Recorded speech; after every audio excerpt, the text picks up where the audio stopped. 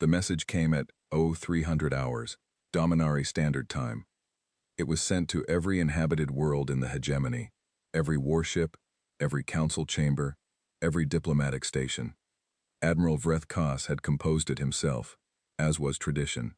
Every admiral before him had composed the same message, with the same words, in the same order, for 300 years. The message said, "Surrender within 72 hours, or face destruction from orbit." 32 civilizations had received that message. 32 civilizations had responded with fear. The Velthan had begged. The Karathi had wept. The Safiri had offered tribute, wealth, their entire treasury, their sacred texts. Even the Greth, proud warriors who had never bowed to anyone, had gone silent for 6 hours before finally agreeing to talks. 6 hours was the longest any species had ever taken. Earth took 4 minutes. Not to surrender, not to negotiate, not to panic. Earth's response came back in 4 minutes, and it was a single question. Which 72 hours did you mean? Local or GMT? We want to make sure our people are in the right position. Admiral Vreth Koss read the message 3 times.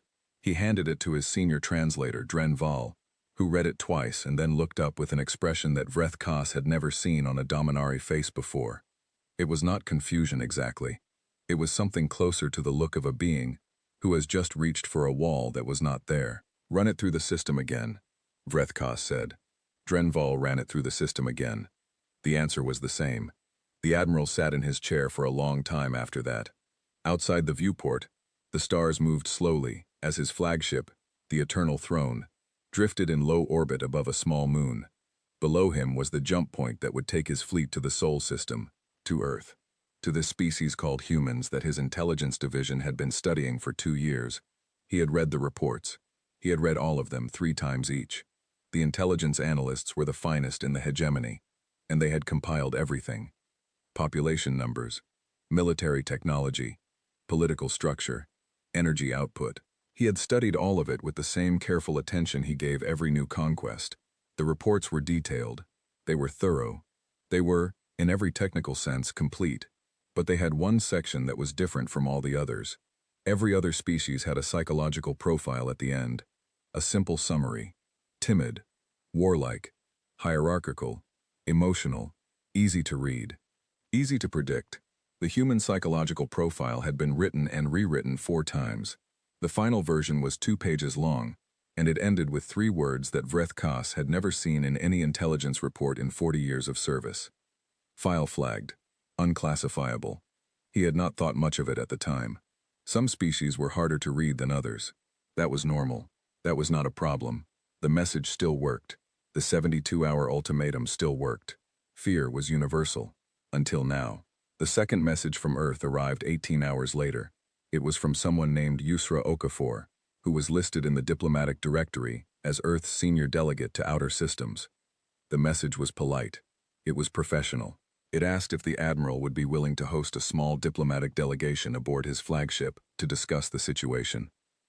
It also mentioned, at the very end, almost as a side note, that Delegate Okafor would need somewhere to charge her communications tablet, as the charge was running low, and the cable she had brought was not standard.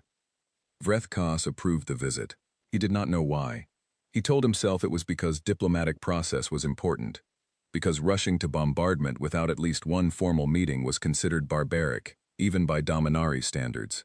He told himself it was strategy, that meeting her face-to-face would give him information. He did not tell himself the truth, which was that he wanted to understand the message. Both messages, the GMT question and the charger note. He wanted to look at this person and find the thing he had missed. He did not find it. Delegate Yusra Okafor arrived at Docking Bay 7 with a small team of 4 assistants and 1 security officer. She was 43 years old by human counting, which Vreth Koss knew from the files. She was not tall by human standards. She wore dark, simple clothing with no decoration, which his cultural analysts had noted was common for Earth's working professionals in formal settings. She carried a bag over one shoulder. She carried a metal cup in her other hand, which was full of a hot, dark liquid that smelled like burnt grain. She stepped off the shuttle ramp, looked around at the docking bay, at the 30 Dominari honor guard standing at attention, at the gleaming gray walls of one of the most powerful warships in the known galaxy. at the 3 senior officers who had come to meet her, and her first words were, "Is there somewhere I can plug this in?" She held up the tablet. "The charge is at 11%. Brethkos's cultural liaison, Commander Velsoth, leaned close to the Admiral and whispered that this was a standard human greeting ritual involving the display of vulnerable technology to signal peaceful intent. Brethkos stared at him. Velsoth cleared his throat. Or possibly she just needs to charge her tablet. They found her a PowerPoint. A junior technician spent 20 minutes finding an adapter. Delegate Okafor thanked him by name. She had asked his name. And then she sat down at the conference table and opened her now-charging tablet and looked up at the Admiral with the polite, tired attention of a woman who had attended a very large number of meetings and expected this to be another one. She did not look afraid. Brethkos had sat across from many species. He had sat across from warriors and diplomats and leaders of worlds. He knew what fear looked like when it was being hidden. He knew what it looked like when it was being performed as a strategy. He knew what it looked like dressed as calm, dressed as anger, dressed as pride. He did not know what this looked like. It was not performed calm. It was not hidden fear. There was simply nothing in her eyes that corresponded to the situation she was in. She was on the flagship of an empire that had offered to end her world, and she was drinking from her metal cup and waiting for him to start talking. He started talking. He explained, in formal diplomatic language, the terms of the hegemony's offer: submission, integration. Earth would become a protected world under Dominari rule. Its people would retain their culture, their governments, their daily lives. They would simply acknowledge the hegemony's authority and pay the standard resource tithe. He watched her while he talked. He was very good at watching people while he talked. She was listening. She was genuinely listening, not just waiting for him to finish. She made small notes on the tablet. She sipped from her cup. Once she tilted her head slightly to the left, and he had learned from the reports that humans did this when processing something that did not quite fit. When he finished, she asked 3 questions. They were not the 3 questions he expected. She did not ask about the bombardment fleet.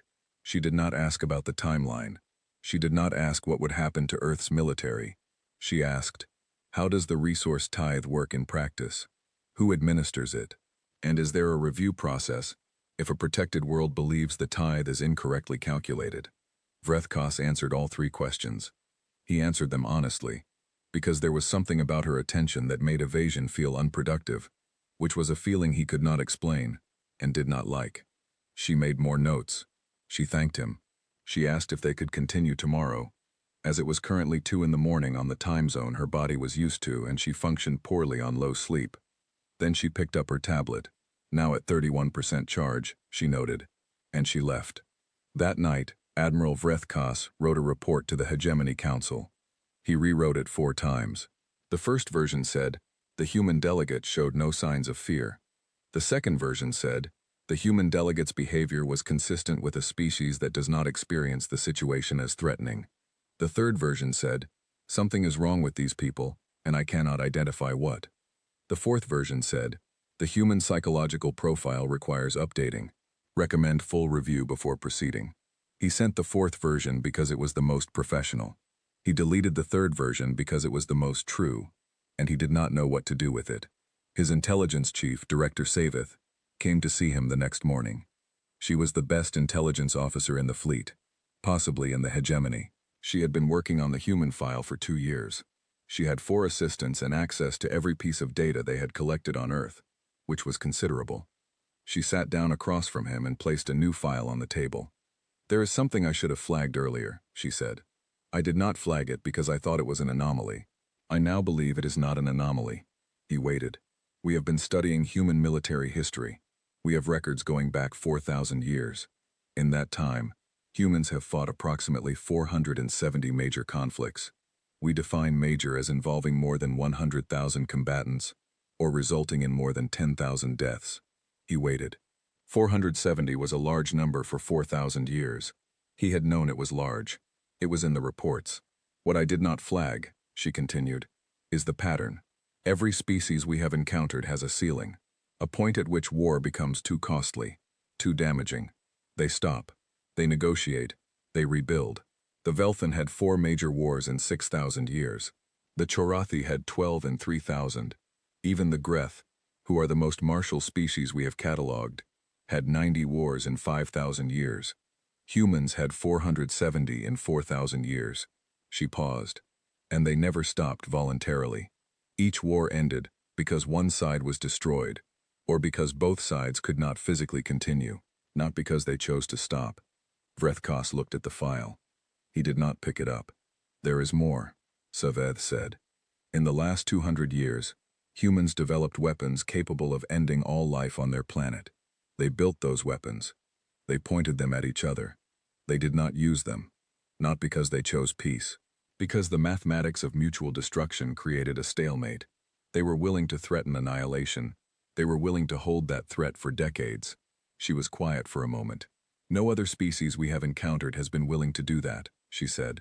Not the Velthan, not the Karathi, not the Greth.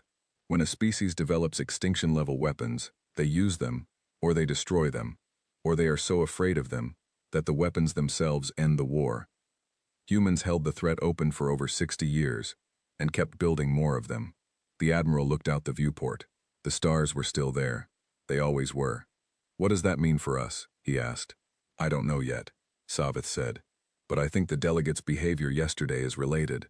I think there is something about the way humans experience danger that is fundamentally different from every other species we have encountered. I think the 72-hour ultimatum did not land the way we expected because they do not hear it the way every other species hears it. How do they hear it? He asked.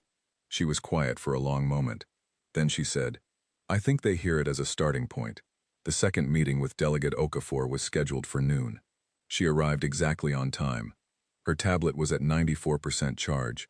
She had a fresh cup of the hot, dark liquid. She had also, somehow, learned the name of every Dominari officer in the room and addressed each of them correctly when she entered. She sat down and looked at the Admiral and said, I shared your offer with my government last night. He waited for her to say they accepted, or that they refused, or that they needed more time. She said, they had a few questions. Can I share them? He said yes. The questions were reasonable. They were the kind of questions you asked when you were evaluating an arrangement, not when you were terrified of destruction. They were the questions of someone who had read a contract carefully and found 3 clauses they wanted to renegotiate. He answered them. She made notes.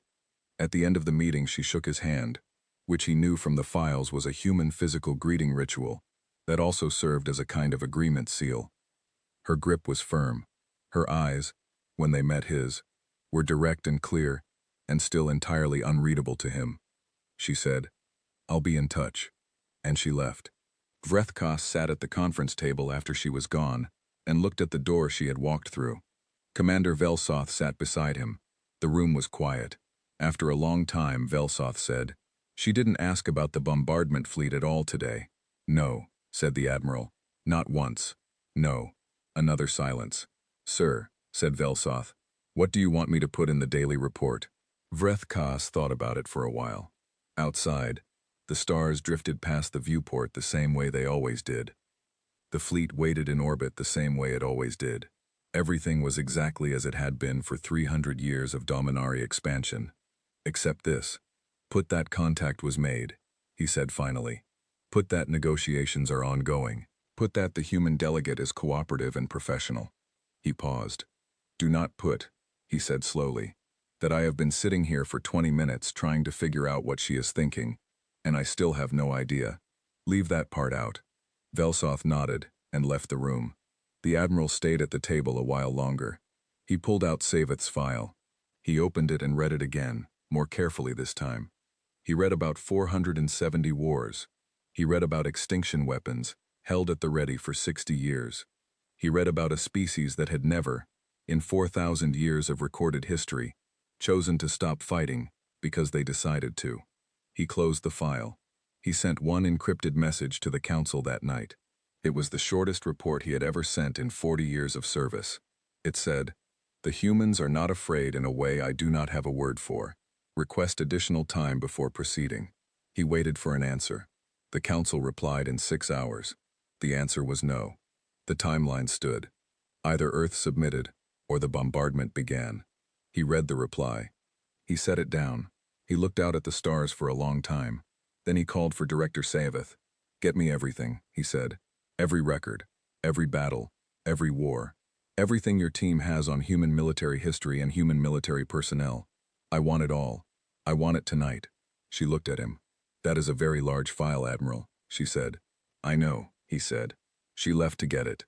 He poured himself a drink and sat in his chair and waited. Outside, the stars moved slowly past the viewport, the way they always did, the way they had for all 32 of the other species he had brought into the hegemony. Somewhere down in the docking bay, Delegate Okafor's shuttle was still attached to the ship. The light on the docking indicator was a steady, calm green. He looked at that light for a long time. He did not sleep that night.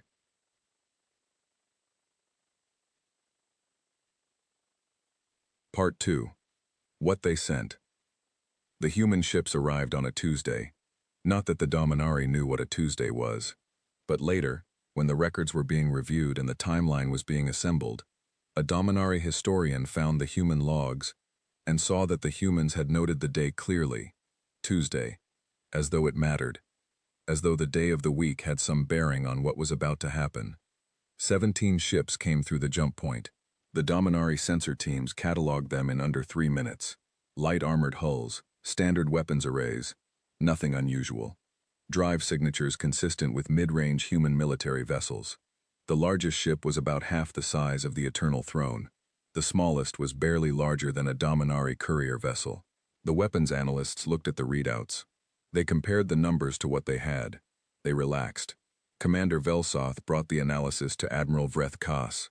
The numbers were reassuring. The humans had sent a force that, on paper, was outgunned 6-1. Even with the new data they had gathered on human technology, the math was clear. If this came to an open engagement, it would not be a long fight. Vreth Kas looked at the analysis for a long time. He had been looking at things for a long time lately. He was developing a habit of it. Who is commanding the fleet? He asked. Velsoth checked the diplomatic manifest. A general, he said. Listed as Commander of Human Forward Deployment. Name is Dmitry Volkov. What do we have on him? Velsoth pulled the file. The file was thin, not because the humans were hiding information, but because Volkov did not seem to generate much of it. No public speeches, no interviews, no strategic papers published under his name. His service record was listed in summary only, which the analyst notes flagged as unusual because most military commanders of his rank had extensive public records. What it did say was this: 61 years old, 42 years of service, 7 campaigns, an injury in his 4th campaign that was listed only as significant facial reconstruction required, and one line at the bottom of the file that the analyst had highlighted because it did not fit any standard military category. The line said, volunteer, self-selected, all campaigns. The analyst note beneath it said, this phrase appears in nearly all human military files we have reviewed. We are uncertain what it means in a cultural context. General Dmitry Volkov came aboard the Eternal Throne at 0900 hours. He did not come alone. He brought a team of 12, listed on the manifest as a combined diplomatic military coordination unit.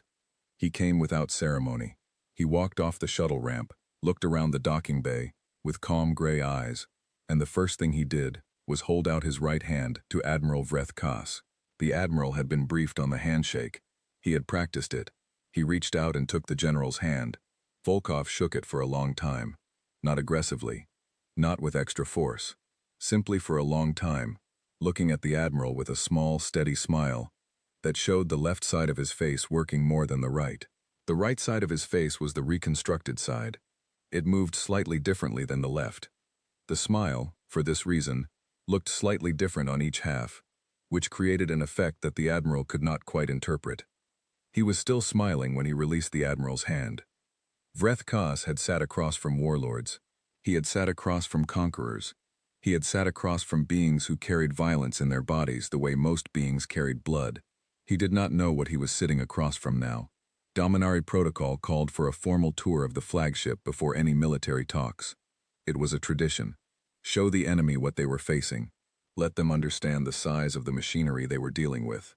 It had never failed to produce the desired effect, which was a quiet, sober recognition of the gap between what the visiting force had and what the hegemony had.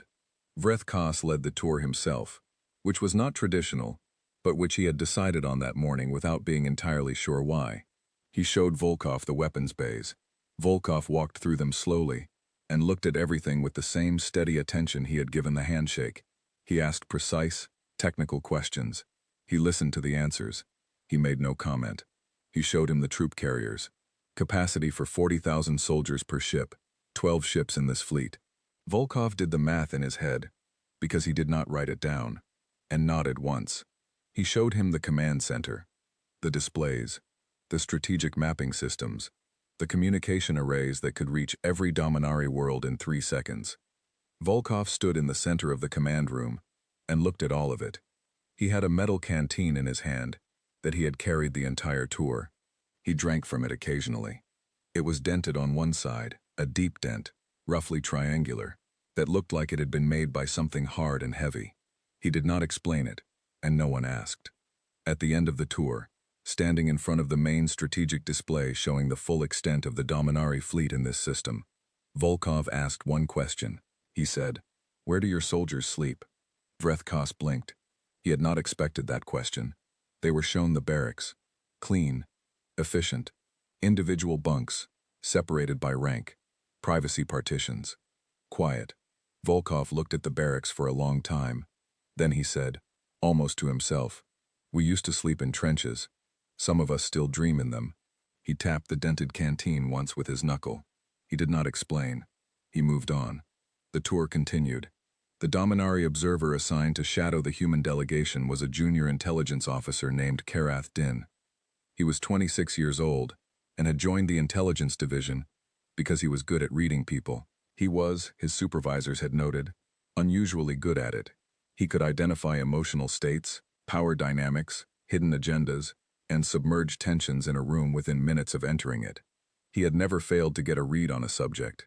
He failed on all 12 humans within the first hour. He shadowed them through the tour. He sat in on the preliminary coordination meeting.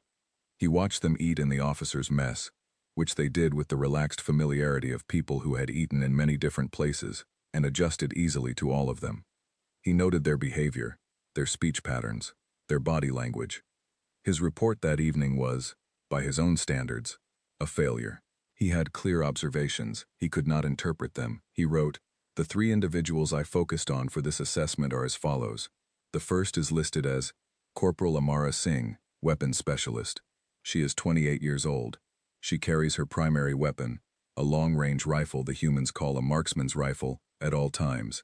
This is standard for a weapons specialist. What is not standard is that she appears to speak to the weapon. Not in a technical way, checking functions or calibrating settings. She speaks to it the way beings speak to companions. On 2 occasions I was close enough to hear partial words. The rifle has been given a name. The name is Gerald." He paused in his writing. He had written the name Gerald 3 times and deleted it twice before leaving it in. He continued, "I cannot determine whether this represents a religious practice, a psychological coping mechanism, a cultural ritual, or simple eccentricity. I am uncertain which of these possibilities is most concerning." The second subject is Sergeant Torres, designated Combat and Logistics Specialist. He is 34 years old. He eats constantly. This is not a figure of speech. During every moment of observation, he was eating or had food in his hand.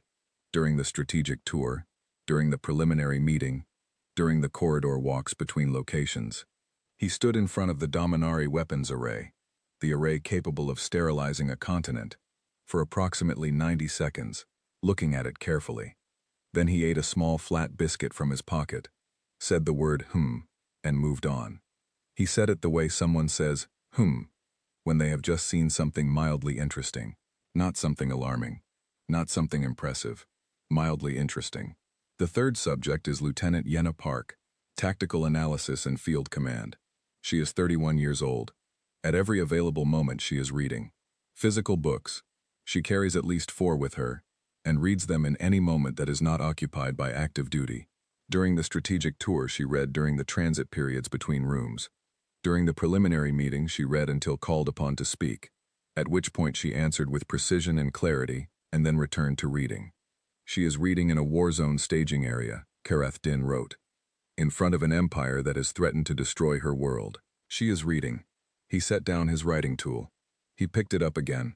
None of these three subjects display any behavioral markers I associate with beings under threat. None display markers I associate with beings performing calm as a strategy. They are not suppressing fear. They are not projecting confidence as a mask. They are simply present, in the space they are in, doing what they are doing, without the tension I expect from any being in this situation. I do not know what to do with this observation. I am including it because I believe it is important, even though I cannot explain why. He sent the report. He did not sleep well. The military coordination talks began on the third day. These were not peace talks. They were not surrender talks. They were the kind of talks the Dominari had with every new species before formal integration. Practical talks about how the transition of authority would work, what the human military would be expected to do, what would be required of them. General Volkov sat across from Admiral Vrethkos. Between them was a long table with a great deal of data displayed above it. Around them were advisors and officers on both sides. Volkov was still smiling. He had been smiling for 3 days. The Admiral was beginning to understand that this was not a performance. It was simply how Volkov's face worked. Vrethkos decided to ask the question directly. He had learned from Delegate Okafor that humans responded well to directness. He had noted it in the file. "General," he said, "I want to understand something. You have reviewed our fleet strength. You have seen our capabilities. I want to ask you plainly. What kind of soldiers did Earth send here?" Volkov drank from his dented canteen. He set it down. "The ones who volunteered," he said. Vrethkos waited for more. There was no more. He asked, "What does that mean?" Volkov looked at him for a moment. "It's the only kind we send anywhere," he said. "We don't conscript for this. People sign up. They ask to come. These 12 people on my team, every one of them put their name on a list and said, 'Send me.' Same for every soldier in my fleet. Every single one." Vrethkos looked at him. He thought about what Saveth had told him about human wars. 470 of them. A species that had never chosen to stop. "Why?" he asked. "Why do they volunteer?" Volkov considered the question seriously, which meant taking a long drink from the canteen and looking at the ceiling briefly. "Different reasons," he said. "Some of them believe in something. Some of them like it. Some of them aren't good at anything else. Some of them have things they're running from, and the military is the only place those things don't find them. Some of them just want to be somewhere that makes sense. And war, God help them, makes a certain kind of sense when nothing else does." He looked at the Admiral. "But all of them chose it," he said. "That's the thing. You can't make a human soldier. You can train them, equip them, teach them, but the part that matters, the part that makes them useful, that part you can't install. Either it's already there or it isn't." Vrethkos looked at the canteen with its triangular dent. He did not ask about the dent. He thought about asking. He looked at the dent, and looked at the reconstructed side of Volkov's face, and he thought about the intelligence file that said significant facial reconstruction required, and listed no further details. He did not ask. Some things, he was beginning to understand, were not answered by asking.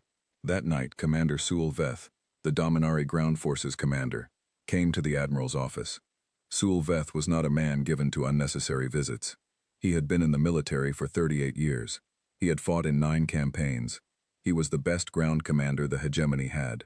He sat down without being invited and said, "I've been reviewing human historical military records." Vrethkos waited.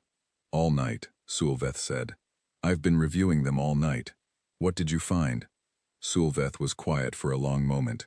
He was a large being, broad-shouldered, with the flat, careful eyes of a being who assessed threats for a living. His eyes did not look flat right now. They looked like the eyes of something that had just seen something it was still processing. "These people have been to war before," he said. "All warriors have been to war," Vrethkos said. Sulveth shook his head slowly. "Not like humans have been to war," he said. He put a file on the desk. It was dense with data, dates, numbers, casualty figures that the Admiral had seen before in Saveth's reports. But Sulveth had marked certain sections. He had spent all night finding the pattern. "Every species we've ever encountered," he said, "has a breaking point, a place where the cost becomes too high and they stop. We've always been able to find it and hit it. That's our strategy. That's how it works. Find the breaking point and push until they reach it." Vrethkos nodded. "Humans don't have that," Sulveth said. Or if they do, it's nowhere we've ever been able to find in 4,000 years of their history. They've lost wars. They've lost catastrophically. They've had their cities destroyed and their people killed in numbers that would have ended most species. And then they rebuilt, and then they did it again. He looked at the admiral. There's a conflict in their history they call the Second World War, he said. They lost 20 to 80 million people depending on which count you use, in 6 years. Their infrastructure was devastated across entire continents. And then, within 5 years, the surviving nations started building nuclear weapons and pointing them at each other, and the whole thing started again in a different shape. He paused. They didn't break, he said. After losing 80 million people in 6 years, they didn't break. They just found a new way to keep going. Vreth Kaz looked at the file. He thought about the general's canteen and the books, and the rifle named Gerald, and the question about where soldiers sleep. What are you telling me? He asked. I'm telling you our strategy doesn't work on them, Suolveth said. Or I don't know that it does. And I think we need to find that out before we start anything we can't finish. The admiral looked at the file for a long time.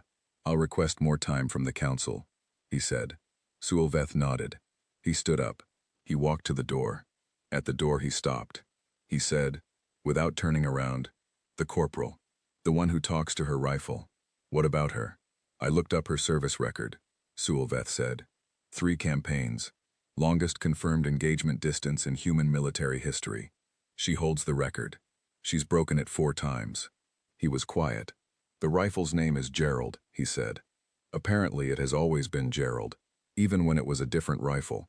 She names each one Gerald. He left. Vreth Kaz sat alone in his office. The fleet waited outside in the dark. The human ships waited at the edge of the system. 17 small lights in the sensor display. He thought about a woman who had broken the record for the longest confirmed engagement distance in military history. 4 times, with a rifle she named Gerald. He thought about a general who slept in trenches in his dreams and carried that dent in his canteen like a reminder of something he had chosen not to forget. He thought about Delegate Okafor and her tablet charger, and the way she had looked at him across the conference table, like someone who had attended too many meetings and found this one only slightly more interesting than the rest. He requested more time from the council. The council said no. He read the message. He set it down. He looked out at the stars. He thought, the wrong kind of quiet is worse than noise. Noise you can understand. Noise has a shape. Noise tells you where it's coming from and what it wants. This quiet had no shape.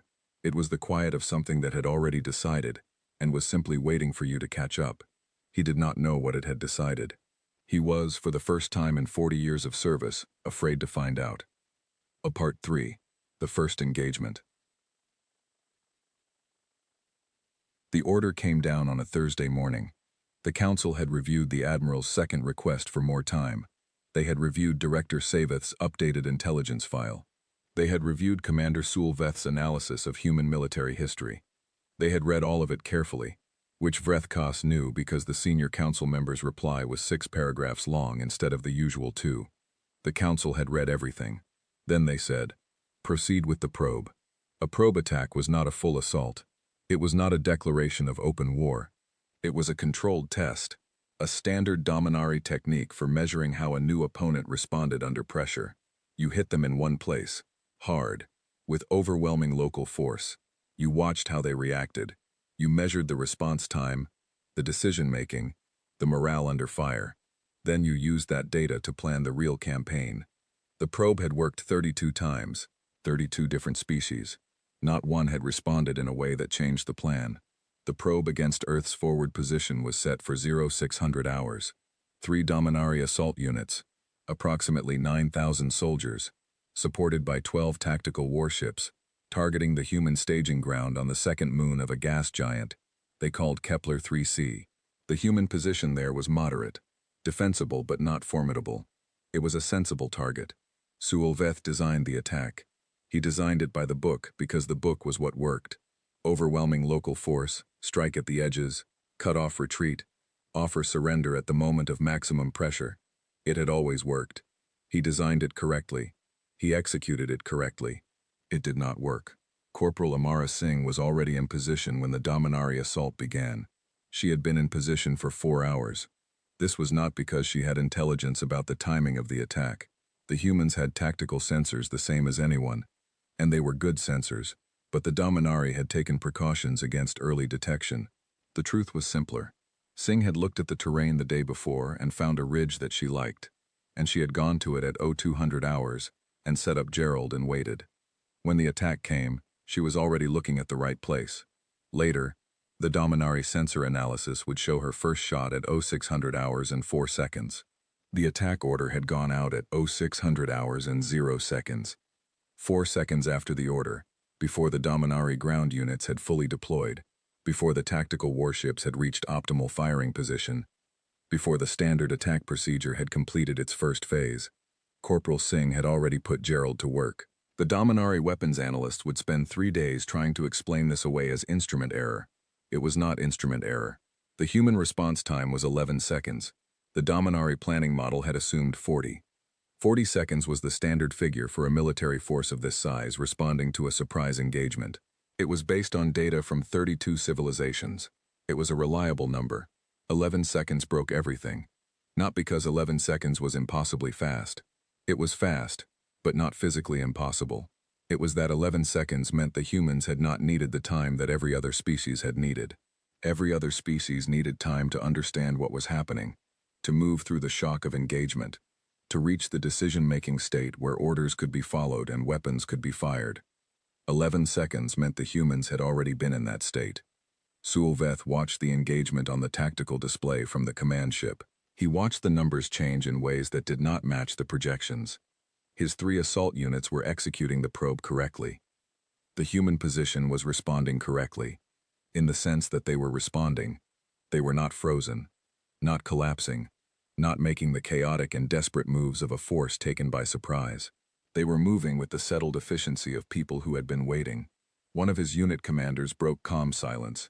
The voice was controlled, but Sulveth had been in enough engagements to hear what was behind it. He said, "Left flank is not holding. Human counter-movement on the ridge at bearing 274. Sulveth looked at bearing 274 on the display. There was a human sniper on that ridge. She had been there before the attack started. She was holding a position on the left flank that by his numbers should not have been holdable, because he had assigned enough force to that approach to make it untenable. She was making it tenable. He redirected 2 subunits to the ridge. Sergeant Torres found the Dominari flanking unit at 0623 hours, or rather, the flanking unit found him, which was how it appeared on the tactical logs. The flanking unit had moved into position exactly as planned. They had moved quietly, at standard dispersal distance, using the terrain correctly. They had done everything right. Torres was eating a nutrition bar when they arrived. He was sitting behind a rock formation at their 6 o'clock, which was a position he should not have been in, because the flanking unit had swept that approach. They were certain they had swept that approach. He looked at them the way a man looks when he has found something he was not sure would be there but kind of expected to be.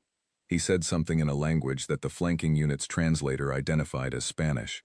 The translator rendered it as, "Oh good, there you are." Then he finished the nutrition bar, and the situation changed very quickly. The flanking unit's after-action report, written by the one officer who remained coherent enough to write it, said, "The human was alone. He engaged the full unit. He was not afraid. This is the part I do not know how to write down correctly. He was not afraid at all. He was busy. There is a difference." Lieutenant Yenna Park was reading. This was not unusual. What was unusual was that she was reading while also coordinating the tactical response for the entire eastern sector, which was the largest and most complex section of the human defensive position. She had 2 comm channels open, a tactical overlay on a screen to her left, and a physical book in her hands. She read during the pauses. The pauses lasted anywhere from 4 seconds to 90. She used all of them. A Dominari unit commander made an error at 0634 hours. He had been watching the eastern sector display, and he had seen something he did not understand, which was that the human eastern sector was not behaving like a defensive line. It was behaving like something that had a shape to it, a purpose, a direction that he could not quite identify. He tried to identify it. He spent 12 minutes trying to identify it. In those 12 minutes, the eastern sector completed whatever it was doing. The shape became clear. By then it was too late to do anything about it. He opened a direct comm channel to the human position. It was not protocol. He did not know why he did it. He thought perhaps if he could speak to someone on the other side, the wrongness would resolve. Someone would say something, and he would understand. A voice answered. It was calm. It sounded like someone who had just looked up from something more interesting. He said, "You should surrender. Your position is untenable." She said, Which page are you on?" He closed the channel. He did not fire for 6 seconds. He was not thinking about firing. He was thinking about what she had said, and trying to make it mean something he could use. He was trying to find the logic of it. There had to be logic in it. All things had logic. The 6 seconds cost him the ridge. At 07:11 hours, Sewell Veth called the probe. He used the standard code. Tactical withdrawal, regroup, reassess. His units pulled back in good order. They were not broken. They were not routed. They withdrew the way a trained force withdraws when things are not working. Cleanly. In sequence. Watching their rear.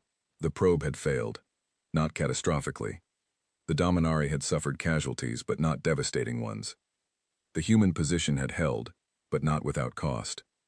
If you looked only at the numbers, it was not a dramatic result. It was close. But a probe was not measured in numbers. A probe was measured in information, and the information from this probe did not fit any model Sewell Veth had. He took the engagement data to his office. He had done this 32 times before. 32 times he had taken the probe data and built a picture of the opponent. Their response style, their decision patterns, their stress points, their moment of highest vulnerability. 32 times the picture had been clear. 32 times he had known, after the probe, exactly what needed to be done, and where, and when. He looked at the human engagement data for a long time. He watched the recordings. He had 4 good camera angles on the human defensive positions. He watched each one twice. He was looking for something specific. In every engagement he had ever studied, in every probe against every species, there was a moment where you could see, in the body language and the movement and the decision-making of the enemy, the point where they understood they were going to lose. It was different for every species. For some it was when a key position fell. For some it was when they lost communications with a unit. For some it was simply a particular kind of pause in the fire, a hesitation, a change in rhythm. Every species had that moment. You could read it.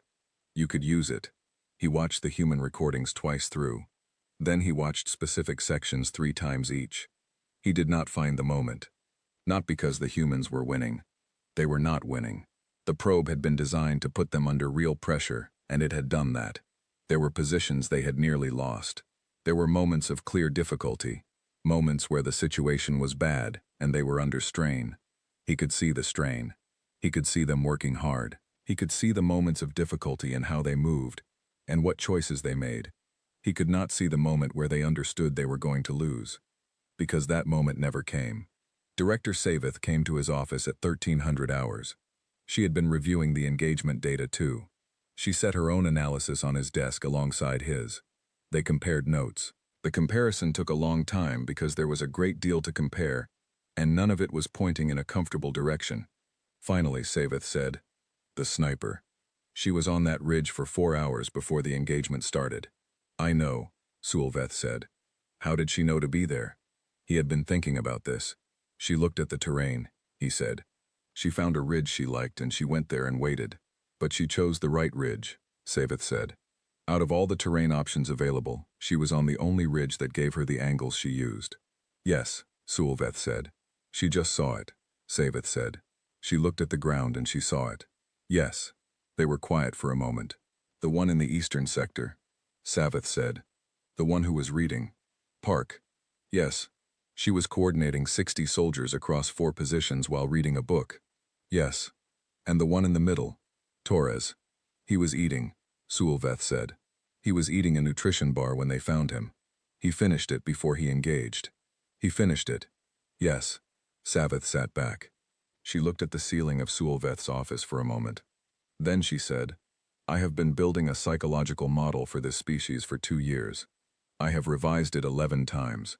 Every time I think I understand the shape of it, I find something that doesn't fit, and I have to revise it again." "What's your current model?" Sewell Veth asked. She was quiet. She chose her words carefully, which was unusual for her, because she was normally a very direct speaker. "My current model is this," she said. Every other species we have encountered experiences combat as an emergency, as a crisis. Even the Greth, who love war, experience each individual engagement as an elevated state, a heightened state. They rise to it. They become more than they normally are. That elevation is what makes them dangerous. Humans don't do that, she continued. They are the same in combat as they are out of it. The sniper who was waiting on the ridge, she was as calm at 0200 hours when she set up as she was at 0600 hours when she fired. The one who was reading, she read the same way in combat as she reads anywhere. The one who was eating, I don't think he eats more when he's stressed. I think he just eats. All the time. Regardless. She paused. They don't rise to combat. They just are in it. The same way they are in anything. And I don't have a tactical response to that because all our tactics are built on the assumption that combat creates a different state in the enemy. That it changes them in predictable ways. Creates vulnerabilities we can use. She looked at him. It doesn't change them, she said. And I don't know what to do with that. Sulveth called Admiral Vreth Koss at 1800 hours. He said what he had said 2 days ago, because it was still true, and more true now than before. These people have been to war before. Vreth Koss said, all warriors have been to war. Sulveth said, not like humans have been to war. And then he said the thing he had been thinking since the probe ended. The thing he had been building toward all day. The thing that Saveth's analysis and the recordings and 4 hours of sitting with the engagement data had led him to. He said, every species we have fought has a ceiling, a cost they won't pay, a price that is too high. We have always found it and used it. It is the foundation of how we fight. You push until they hit the ceiling and then they stop. He paused. I don't think humans have a ceiling, he said. I think they have kept raising it for 4,000 years because every time they hit it they built new ceiling. And I think the people on those 17 ships are the result of that. I think they are what you get after 4,000 years of having no ceiling. The Admiral was quiet for a long time. Then he said, I'll draft the report for the Council. What will it say? Vreth Koss looked out at the stars. 17 small lights at the edge of the sensor range. Calm. Waiting. It will say, he said slowly, that the probe did not produce the information we expected, and that I need more time before we proceed. The Council will say no again. I know. Then why send it? Because, Vreth Koss said, I want it on record. I want it documented that I asked. I want someone, somewhere, reading these files in 100 years, to be able to see that I asked. Sulveth understood. He did not say so. He ended the call. Vreth Koss drafted the report. He sent it. He looked out at the 17 lights.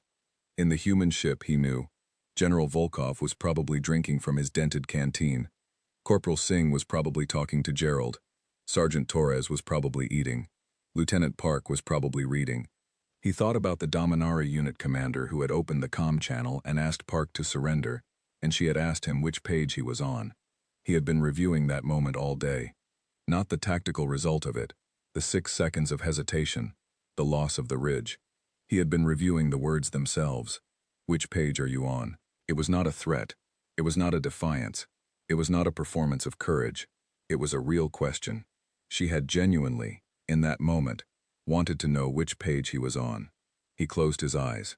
The Council's reply came in 4 hours. It said, no more delays. Either Earth submits within 48 hours, or the full assault begins. He read it. He looked out at the 17 lights for a long time. Then he called General Volkov.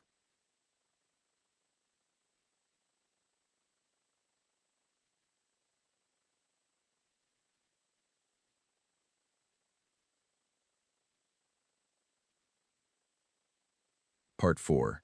What history tastes like the hegemony's Historical Intelligence Division had a motto. It was old, older than the current council, older than the current fleet, possibly older than some of the ships that carried it on small plaques above their doorways. The motto translated, roughly, to this: understanding what a species was tells you exactly what it will be. The division had never found a species that broke that rule. They were assigned the human historical file 6 weeks before the probe attack. Standard procedure. You studied the history before you fought the war. History was the most honest thing any species possessed. It told you what they did when they were afraid, what they did when they were desperate, what they did when they were winning, and what they did when they were losing. History was the instruction manual. The division had catalogued 32 civilizations. For 32 civilizations, the manual had been readable. The preliminary report on humanity came back in 6 hours. Director Savith was in her office when it arrived. She had been expecting it in 3 weeks. She opened the file and read the subject line, which said, Preliminary Assessment, Human Historical Record. And then she read the 6 pages of analysis. And then she read the 14-word final line. The final line said, Request immediate reassignment. All 4 analysts. On personal welfare grounds. She read that line 3 times. In 22 years, she had never seen that line in any report. She had not known it was a line that existed in the template. She called the lead analyst. She said, Walk me through it. There was a pause on the line that she would think about for a long time afterward. It was not a pause of someone organizing their thoughts. It was the pause of someone deciding how to begin. The analyst said, Do you want me to start with the oldest records or the recent ones? Savith said, Start where it gets hard to read. Another pause. It starts hard to read at the beginning, the analyst said. The Dominari word for war, the closest single unit translation, was a word that implied external conflict, a fight between separate things. You and the enemy, your world and their world. The word had built into it the assumption of 2 sides, of an outside, of a distinction between the people who were fighting and the people who were not. The word did not have a form that covered a species fighting itself. This was the first problem the translation team encountered. The human historical record was full of conflicts between humans and other humans, cities against cities, regions against regions, entire halves of a species against the other entire half. When the analyst tried to code these conflicts using standard Dominari classification systems, the system kept returning an error. The error code said, Classification requires minimum 2 distinct species. They spent 3 days reclassifying. They created a new category. They called it, in their own working language, internal war, because there was no better term and they needed something to call it. Then they started counting. The counting took a long time because the number was very large. Admiral Vrethkos received the full historical file at 0800 hours, the morning after the probe attack. He had asked for it the previous week, and Director Savith had told him it was being compiled. The delivery note said, Handle with care.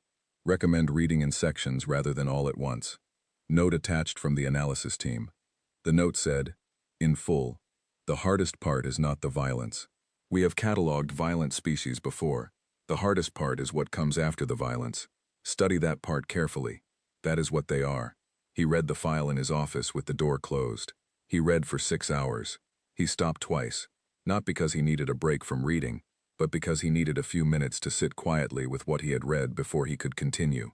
The file was organized chronologically. It began 4,000 years ago and moved forward. In the first 1,000 years, the humans fought approximately 80 major wars. This was already a striking number. The Velthan had fought 4 wars in their first 1,000 years of recorded history. The Chorathi had fought 7. The Greth, the most warlike species the hegemony had encountered, had fought 23. The humans had fought 80. In the second 1,000 years, the rate increased. The humans were getting better at war, which meant they were getting better at fighting it more efficiently, over wider areas, which meant more of them could participate in it at the same time. The weapons improved, the organization improved, the logistics improved, the death toll improved.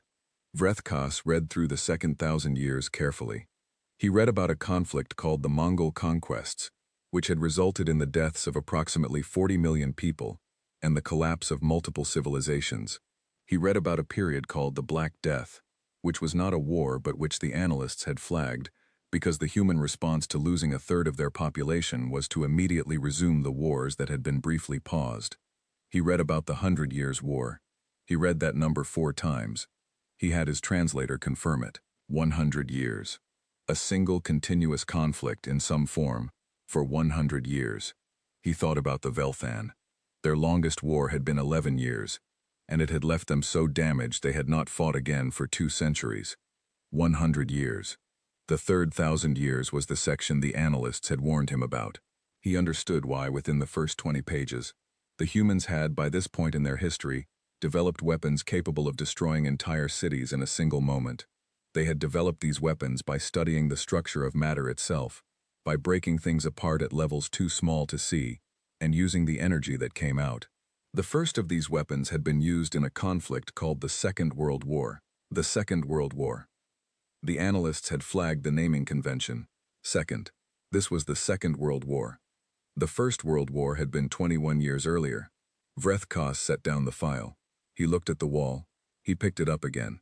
The Second World War had lasted 6 years and killed between 20 million and 80 million people, depending on which human sources you use to count. The range was that wide because the counting was genuinely difficult. The destruction had been that comprehensive. Entire population centers had been eliminated. Infrastructure across multiple continents had been destroyed.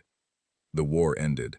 21 years later, the nations that had survived it, and some of the same ones that had fought it, began building nuclear weapons and pointing them at each other.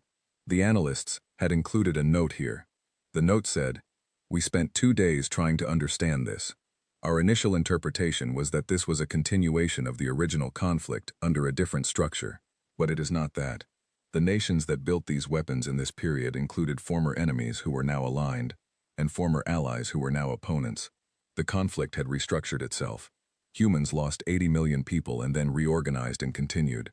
The word continued was underlined in the analyst notes. They had underlined it twice. Vrethkos read the section on the period humans called the Cold War. He read about 2 large human powers who had aimed extinction-level weapons at each other and maintained that aim for 63 years. He read about the times the weapons had almost been used. He read about the decisions made by individual humans, in single moments of stress and confusion, that had stopped the weapons from launching.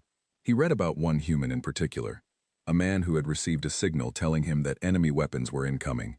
The signal said, "Incoming missiles." 5. He had to make a decision. The protocol said to report it upward, which would have started a chain of responses that would have ended with the weapons being launched. The man had looked at the signal. He had thought about it. He had decided the signal was wrong, on instinct, without proof, because something about it did not feel right. He had not reported it. He had waited. He had been correct. The signal was a malfunction. Vrethkos read that section 3 times. One human, one moment, one instinct. And because of it, the extinction weapons had not launched. He thought about Sing on her ridge, 4 hours before the probe, choosing a position by looking at the terrain and deciding that was the right one. He thought about the same quality, expressed in 2 completely different ways, the quality of looking at a situation and seeing correctly. The formal diplomatic session was scheduled for 1400 hours. Vrethkos had spent the morning with the file, and he arrived at the conference room 10 minutes early, which was unusual for him. He was already seated when Delegate Okafor came in with her team and her metal cup and her tablet, which was now at 87% charge. She sat down across from him. She looked at him the way she always looked at him, directly, with the polite, present attention of someone who was actually paying attention rather than performing it. He decided to ask the question directly. He had been building toward it all morning. He said, "How many wars has your species fought?" She thought about it. That was the first thing. She actually had to think about it. She tilted her head slightly to the left and looked at the table surface for a moment, doing a calculation of some kind. She said, "Depends on how you count. We never really stopped." He waited. She added, almost as a side note, "We never won either. Not permanently. So we just kept getting better at it." He looked at her. She looked back. Her metal cup was in her hands. He said, "The weapons, the ones that could destroy everything. You pointed them at each other for 60 years. She nodded. "The nuclear deterrent period." "Yes." He said, "Were you afraid of them?" She considered this seriously. She said, "Very. Terrified. Constantly." He waited for her to say something else. She did not say something else. He said, "Then why keep them?" She looked at him and said, "Because the fear was mutual.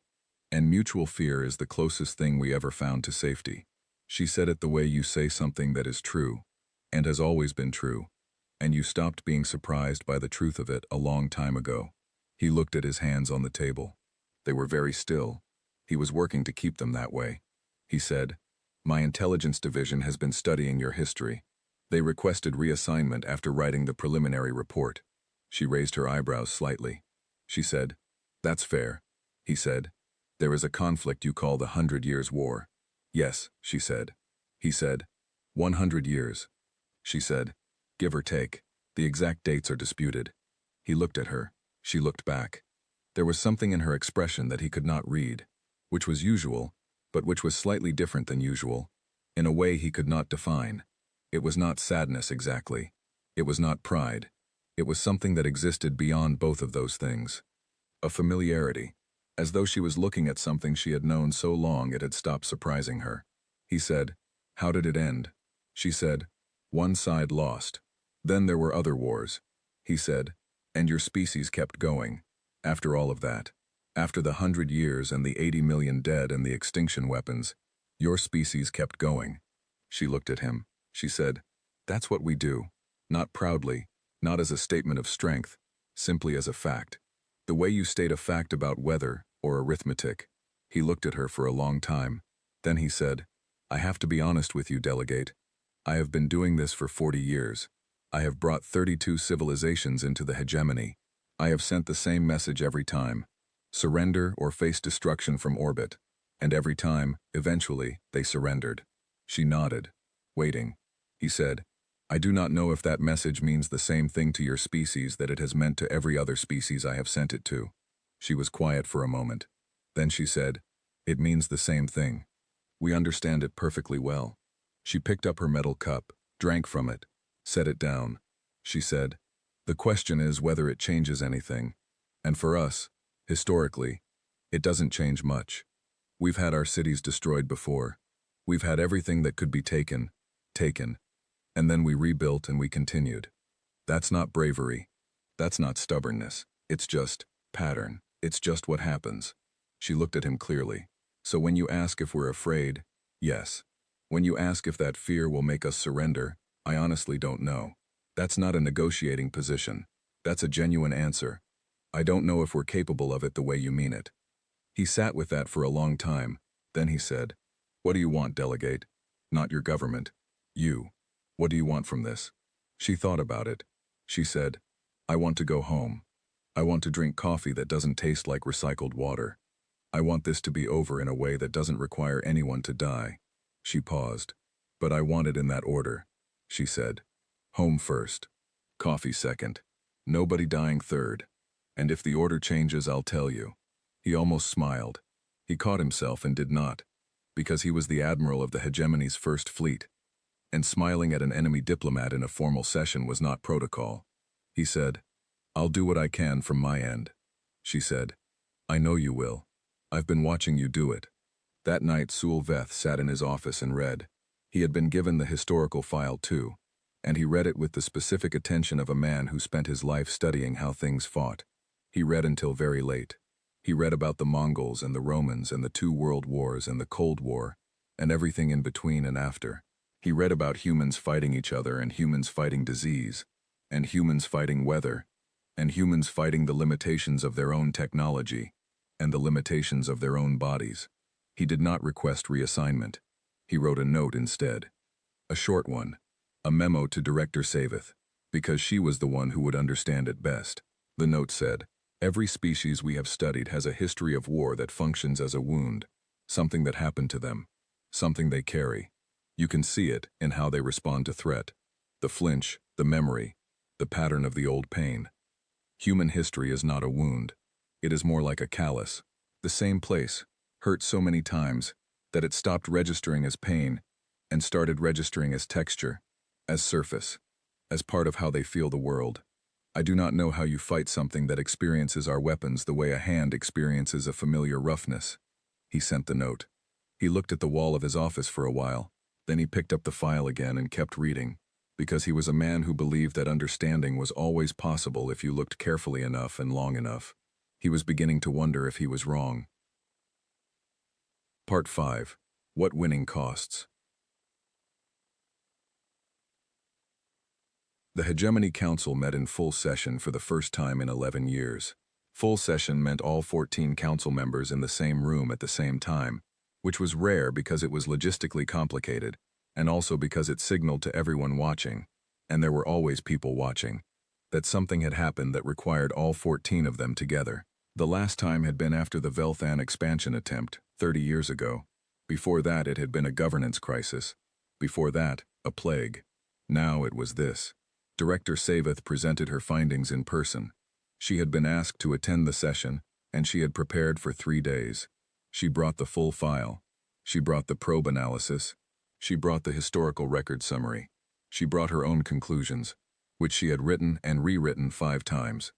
She stood at the front of the council chamber and she told them everything. She told them about the 470 wars. She told them about the extinction weapons held ready for 63 years. She told them about the 100 Years' War, and the Second World War, and the Cold War, and the pattern underneath all of it. The pattern her analyst had called a callus rather than a wound. She told them about the probe, and the 11-second response time, and the sniper on the ridge who had arrived 4 hours early, and the one who had been reading. The council members listened. They were experienced beings. They had governed an empire for 300 years. They had heard difficult briefings before. When she finished, there was silence. Then the senior council member, an old being named Velrath who had been on the council for 40 years, asked, "What is your recommendation?" Savith said, "I recommend against full assault." "On what basis?" She said, "On the basis that our entire strategic framework assumes a ceiling, a cost threshold at which the enemy stops. Every tactic we have, every approach, every plan in the military library, is built on finding and exploiting that ceiling. I believe the human species does not have one. I believe they have been raising it for 4,000 years, and I believe the people they have sent to this engagement are the product of that raising. They are what happens at the top of 4,000 years of upward pressure." The council chamber was quiet. Another council member said, "We have 600 ships in this system. They have 17. The numbers are not close." Savith said, "The Velthan had more ships than the force that defeated them. The Charathi had better weapons than the fleet that took their world. Numbers and equipment are the starting point of a fight. They are not the end of it." Velrath said, "What is the end of it?" Savith said, "With every other species, the end is when they reach their ceiling. I don't know where the human ceiling is. I'm not sure there is one to reach." Another long silence. Velrath said, "And if we proceed?" Savith said, "Then we find out." The council deliberated for 8 hours. Vreth Kas was not in the session. He was on the eternal throne, in his office, reading and rereading the engagement reports and waiting. Sulveth was with him for the first 2 hours, and then left to run his own preparations, because regardless of what the council decided, a military commander prepared for what was coming. At the end of 8 hours, the council sent its decision. Not escalation, not withdrawal, totality, full assault, every ship, every soldier. One overwhelming engagement designed to end the matter in a single decisive action. No more probes, no more careful testing. The mathematics were clear. 600 ships against 17 was not a war. It was an end. The humans might be harder to predict than the others, but they were not immune to 600 ships. Nothing was immune to 600 ships. The order went to Admiral Vreth Kas at 0200 hours. He read it. He set it down. He sat in his office for 1 hour without doing anything. Then he called General Volkov. The call was brief. Vreth Kas told him what was coming. He told him the timeline. 36 hours. He told him the size. Every ship in the fleet. He did this not because protocol required it, but because he had read the human historical file, and he knew that humans had, throughout their history, extended this kind of warning to opponents when the end was clear. They called it a final offer. They called it a chance to stop. He did not know if Volkov would call it that. Volkov listened without interrupting. When the admiral finished, there was a pause on the line. Then Volkov said, "Thank you for telling me. That was all." Vreth Kas said, "Is there anything you want to say to your government before it begins?" Another pause. Then Volkov said, "I've already said everything that matters to the people who matter. That's done." The admiral said, "Is there anything you want to say to me?" A longer pause.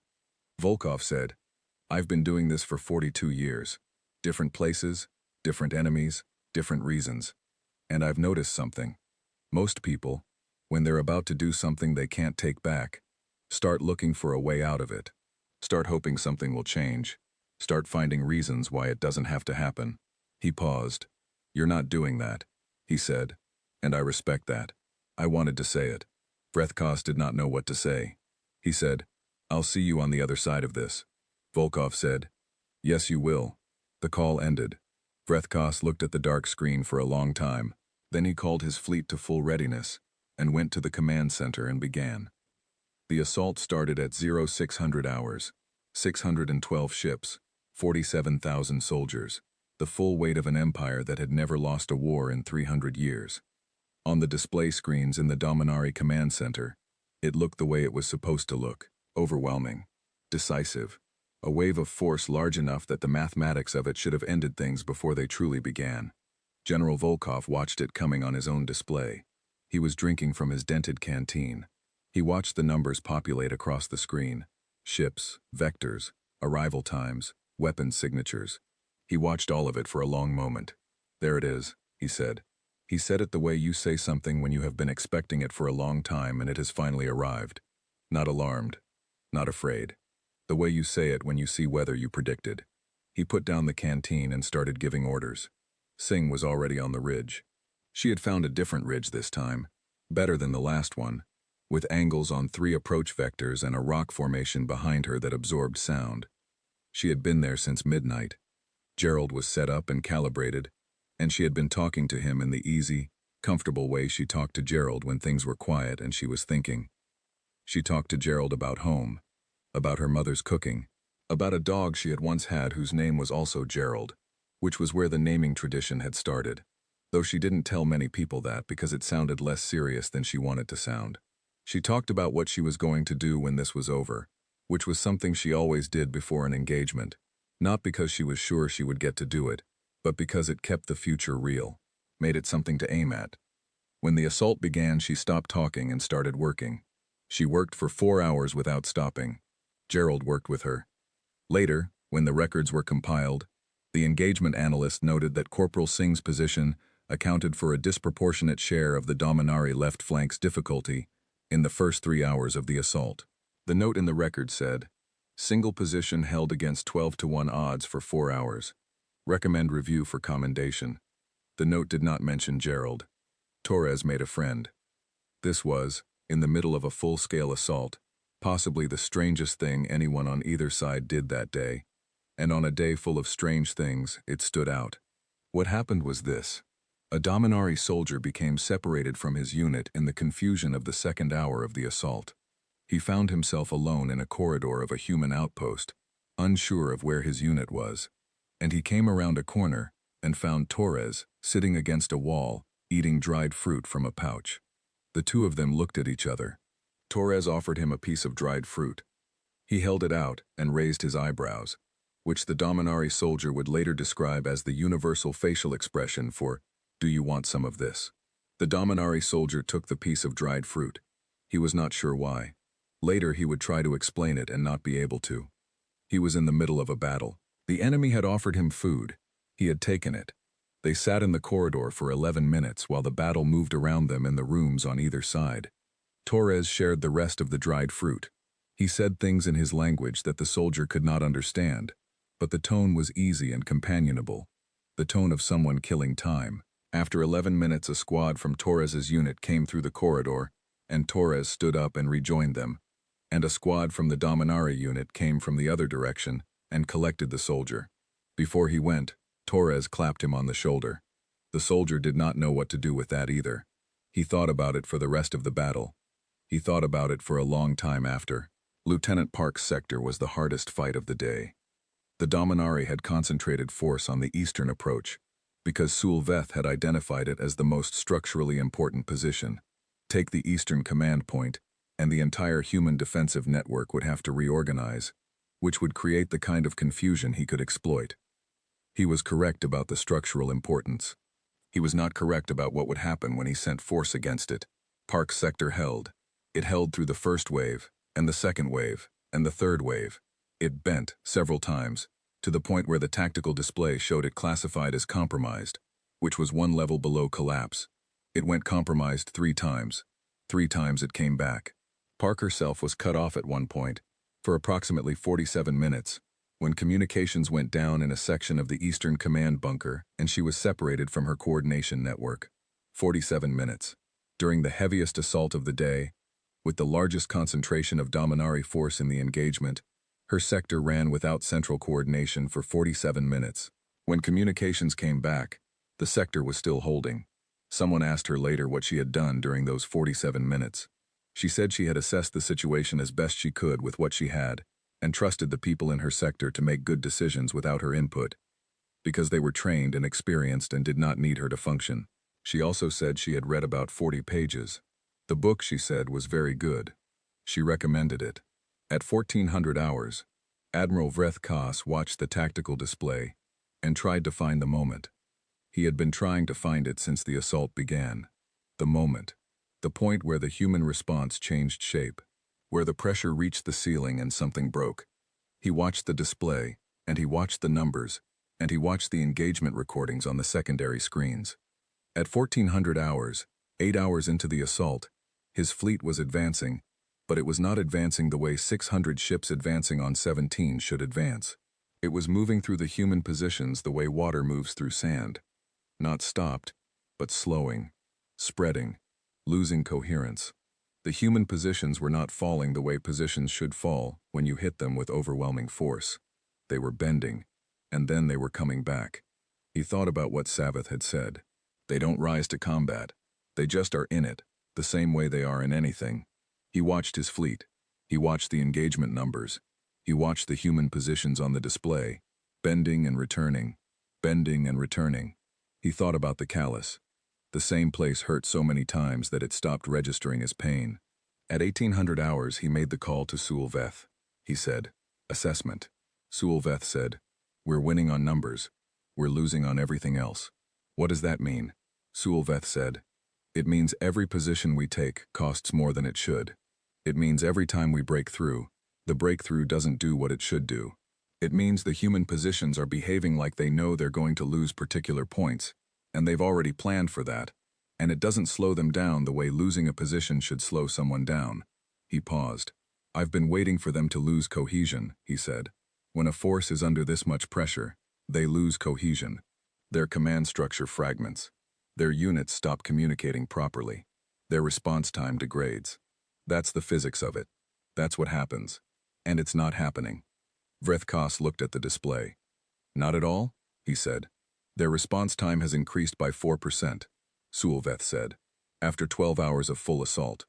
4%. We should be seeing 40% degradation by now. 60%, we're seeing 4. Vreth Koss sat with that number for a long time. He said, "How long can we sustain this rate of advance?"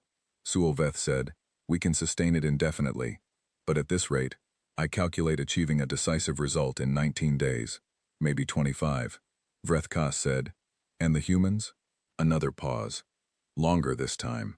At the current rate of their casualty exchange," Sulveth said, "they can sustain this for approximately the same duration, give or take." At 2100 hours, Vreth Koss opened the direct comm channel to Volkov. He had been thinking about doing it since the afternoon. He had not been sure why. He was sure now. Volkov answered. He sounded the same as he had always sounded. The Admiral said, "Why aren't you afraid?" A silence. Then Volkov said, "We are. Every single one of us. You don't do this without knowing what you could lose." The Admiral waited. Volkov said, "Amara talks to her rifle because it's the only relationship in her life that has never let her down. Torres eats because the eating is familiar, and the familiar is the thing that keeps you from falling apart when everything else is trying to make you fall apart. Park reads because the books are the only place in the world that makes complete sense to her. And when you're in the middle of something that makes no sense, you hold on to the things that do." A pause. "They're all afraid," he said. "I'm afraid. I've been afraid for 42 years. The fear doesn't go away. You just learn what to do with it." The Admiral said, "What do you do with it?" Volkov said, "You make it useful. You give it a job. You say, 'Okay, you're here. I know you're here. Now help me see clearly.' And then you keep going." A long silence on the line. "We are afraid," Volkov said. "We just know what to do with it. That's the whole thing. That's all it ever was." The ceasefire began on a Friday. Sulveth negotiated it at the tactical level. which was unusual, but the situation was unusual, and he was the right person for it. He had fought 17 days against people who had held their positions with 4% degradation, and he had an idea of what he was dealing with in a way that junior officers did not. The terms were being worked out when Delegate Okafor arrived back at the table. She had her metal cup. She had her tablet, which was at 73%. She sat down and looked at Admiral Vrethkos and said, "I hear you want to talk." He said, "I think it's time." She said, "Good. I've been ready to talk since the beginning." The talks took 11 days. They were not easy. There were several points where they came close to breaking down and both sides had to step back and start again. Okafor was, throughout, the same person she had been from the first meeting. Present, direct, a little tired in the way of someone who attended too many meetings, genuinely listening. On the final day, when the document was ready, a junior Dominari officer found a compatible charger for Okafor's tablet and brought it to her. She thanked him by name, which meant she had learned his name at some point in the 11 days without anyone noticing. She seemed genuinely pleased about the charger. The document was signed. Sulveth watched the human ships leave from the viewport of his office. The fleet departure took 3 hours. 17 ships, moving out in their own formation. Not Dominari formation. Their own thing, compact and deliberate. He watched all 3 hours. He had his report to write. The after-action report for a 17-day engagement that had ended in ceasefire and negotiated terms rather than victory or defeat. It was going to be a complicated report. He had been thinking about how to write it for 11 days. At the very end, when the last human ship was moving toward the jump point, he saw Volkov's ship. He had learned to identify it by the drive signature. It was not the largest ship. It was not in the front of the formation. It was somewhere in the middle, moving at the same speed as the others. He saw it for a long moment through the viewport before it passed out of his line of sight. He thought about the dented canteen. He thought about the trenches Volkov had mentioned on the tour. We used to sleep in trenches. Some of us still dream in them. He thought about what that meant, dreaming in trenches, carrying that with you everywhere, and choosing, despite it, to keep going back. He thought about what Volkov had said on the comm line. You make it useful. You give it a job. He sat down at his desk. He wrote the after-action report. It was long and detailed and covered everything correctly. At the end, he wrote a final note. It was addressed to the Council, and to the Admiral, and to whoever read these files in the future. It said, "Do not engage humanity again, not because we cannot win. With enough ships and enough time, the mathematics still favor us. The numbers are real. Do not engage them because they already know how to lose and it did not stop them. Every species we have ever encountered has a point where losing breaks something essential, where the damage to the structure goes deep enough that the structure cannot hold. We have built our entire military strategy around finding that point. Humans break. I watched them break in 17 days of combat. Individual positions broke. Individual soldiers reached their limit. I saw it happen." He paused. He kept writing, but the structure held. Every time something broke, the structure absorbed it and kept going. Not because they were unbreakable, because they have been breaking and continuing for 4,000 years, and they have gotten very good at doing both at the same time. He sat back. I have been in war for 38 years. I have never found a tactic for an enemy that continues. Stops, yes. Surrenders, yes. Breaks completely, yes. But continues. Continues while losing. Continues while afraid. Continues while carrying everything they are carrying. I do not have a tactic for that. He signed it. He sent it. He looked out the viewport one more time. The jump point was empty now. The human ships were gone. He stayed at the window for a while, looking at the empty space where they had been. Then he turned away and went to find something to eat and something to drink and a place to sit quietly for a while, before the next thing began. Because there was always a next thing. That was the part he understood now, more than he ever had before. There was always a next thing. And somewhere out there, on a ship moving through the dark between stars, a woman was charging her tablet, and a man was drinking from a dented canteen, and a corporal was talking to a rifle, and a sergeant was eating, and a lieutenant was reading. And somewhere else, a long way off, there was an Earth, waiting, the way Earth had always waited, not with fear, with patience.